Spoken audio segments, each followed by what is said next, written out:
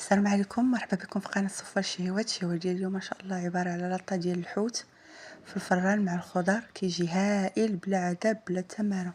هنايا غادي نديرو نص حامضة عصرتها، معلقة صغيرة ديال صوص الصوجا، غادي نخلطهم هنايا مزيان. غادي نضيف التوابل، الملحة، الخرقوم، سكينجبير، الكمون، الابزار والتحميرة. التحميرة هنايا راه قويتها شوية، خلطهم مزيان. غادي نزيد ليهم القزبر، حتى القزبر تا هو كنكثروا فيه شويه. نعاودو كنخلطو ونزيدو هنا الثومه، تقريبا 6 الفصوص ديال الثومه هي اللي درنا. الا ما بغيتوش تكثروا الثومه يمكن لكم ديروا اقل على حسب الاختيار ديالكم، نتوما كيبقى لكم.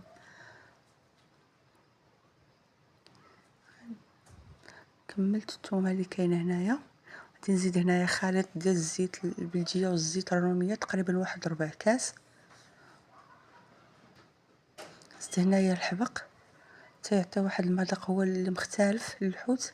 ممكن انكم ديروا الزعتر، ممكن ايضا تضيفوا ورق سيدنا موسى ورق الغار. انا ما عنديش، اكتفيت بالحبق. خديت النوع ديال الحوت اللي كان متوفر عندي، صافي بديت كنشرمل فيه بالشرموله، ندخلها ليه لداخل التتبيله مزيان.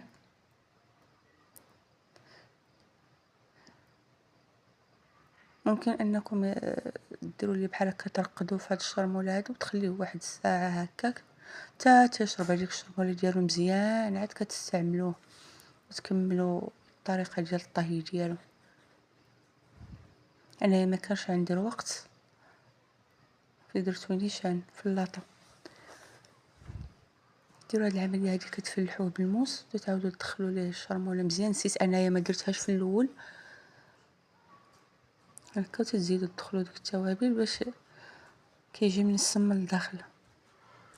صافي ايوا، وغادي ناخذوا اللاطه ديالنا على هذا الشكل هذا. حطينا الحوت، غادي نضيفوا ليه الخضر، نبداو نرتبوه على هذا الشكل هذا.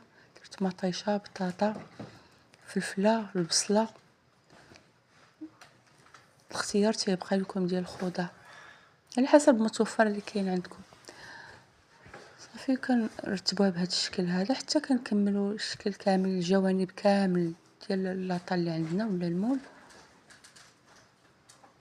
وندخلوه للفران اللي يكون سخون على درجه 180. بقات لنا هنا شويه ديال الشرموله، زدت ليها تقريبا واحد 3 المعالق صغارين ديال الماء. صافي قلت لكم ندخلوه للفران لمده 45 دقيقه من التحت و15 دقيقه من الفوق. من الفوق ما غاديش يهز الطياب بزاف، غنغطيوه بابي الومنيوم.